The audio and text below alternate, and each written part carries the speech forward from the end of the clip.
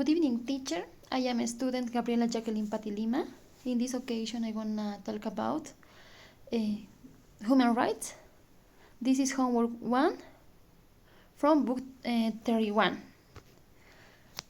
The content for this explanation are three most important articles. Two discuss Article 21, and third discuss about Articles 25 and 26. Let's start with the first point that is three most important articles. Okay, in this part is about the three most important articles about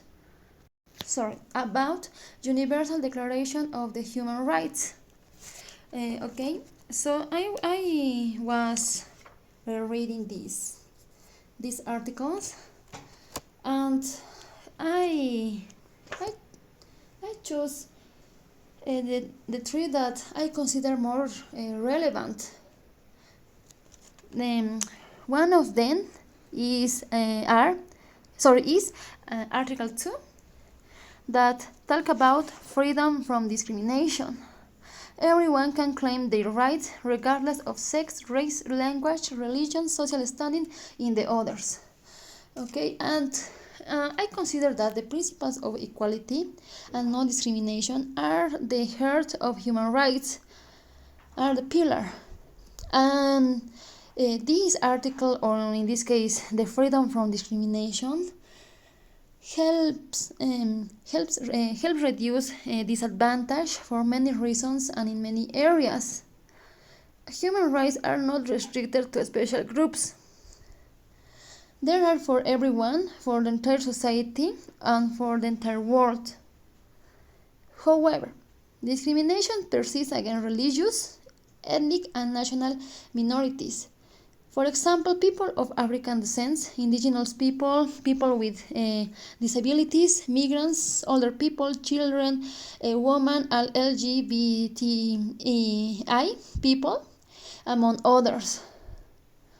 And an important work that all of us must work is dedicated to promoting equality and combating discrimination through laws and institutions, and will encourage inclusive and rights-based public discourse. It's important to pay attention to discrimination against women, disabled people, and migrants, because I think that these are the most important groups that nowadays are being more discriminating.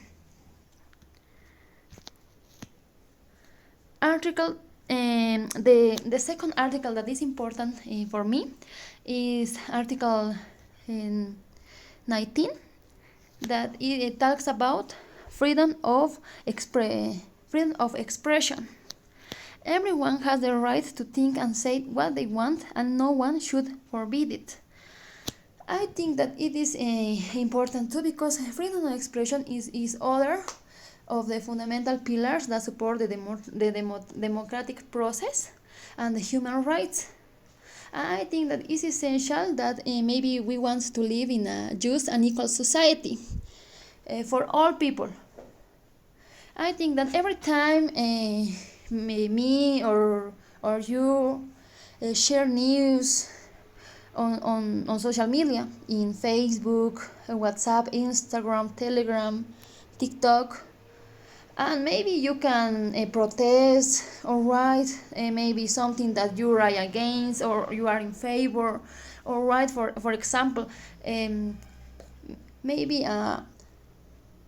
something that some new about a politician, or maybe an issue that concerns us, and in that moment you are exercising your right to freedom of expression.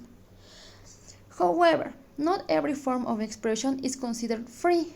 For example, if you are arguing at the table with your mom, with your dad, about whether or not eat vegetables, it's not considered freedom of expression. Freedom of expression exists when citizens can express their opinion, including when critical of the government, without fearing harmful consequences, such as going to jail or receiving threats of violence.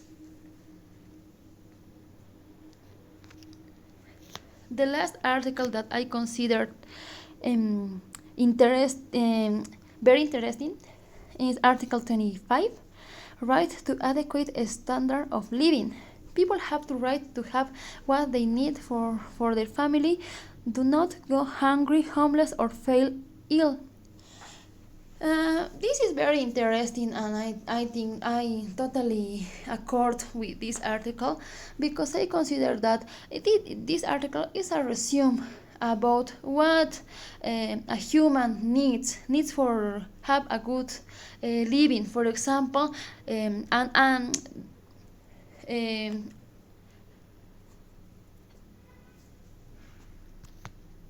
okay, sorry, I was searching the correct word. It's a resume about what a person needs. And this article mentioned that all that everyone has social and economic rights.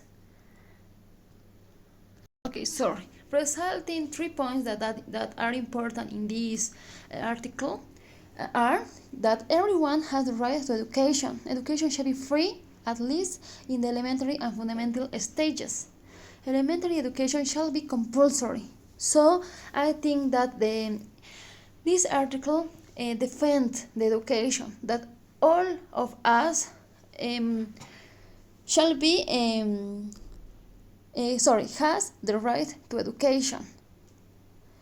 Second point, education shall be directed to the full development of the human personality and to the encouragement of respect for human rights and fundamental freedoms. I think that in this point, it shall promote understanding, tolerance, and friendship among all nations, racial or religious groups. As I said, this is a resume. And third point, parents have a prior right to choose the kind of education that shall be given to their children. In this last point, I think that this is a right that is especially for parents that have the responsibility and the free to choose the education for their children. In this case, nobody can interfere in that. Second point. Please. Second point, if an immigrant to a country fulfills the requirements of citizenship and becomes a citizen, should that person be required to pass a language or literacy test in order to vote in an election? Refer to Article 21.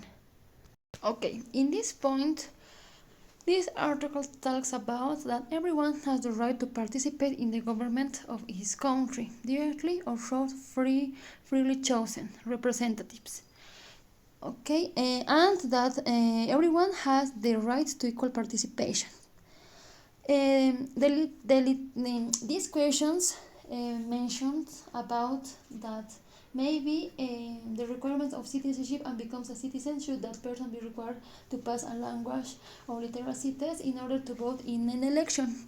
I think that before to vote in an election, the immigrant must pass the literary and the writing test, and this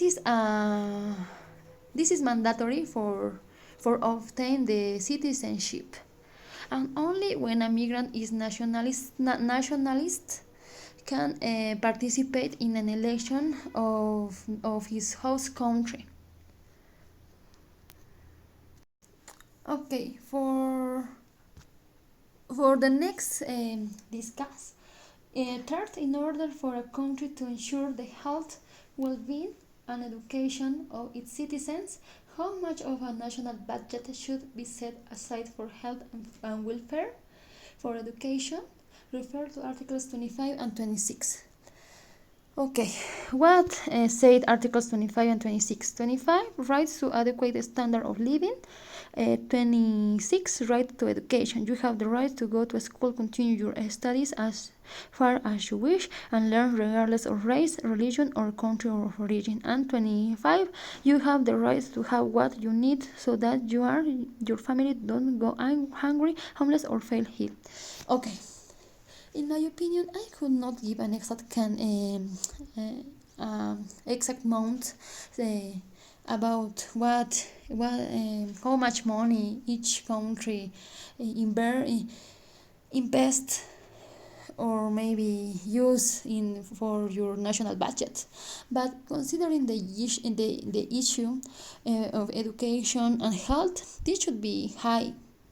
An example that I could give is, for example, in Czech Republic, the government spends a high percentage of its national budget on providing optimal health care for complicated treatments, for example, cancer, and having a high level of education.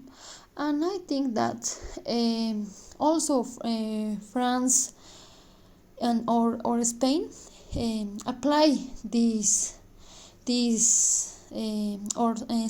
spends a high percentage of its national budget for health and education. I think that this is an example that of all the countries must copy. Okay, thank you for your attention. This is all.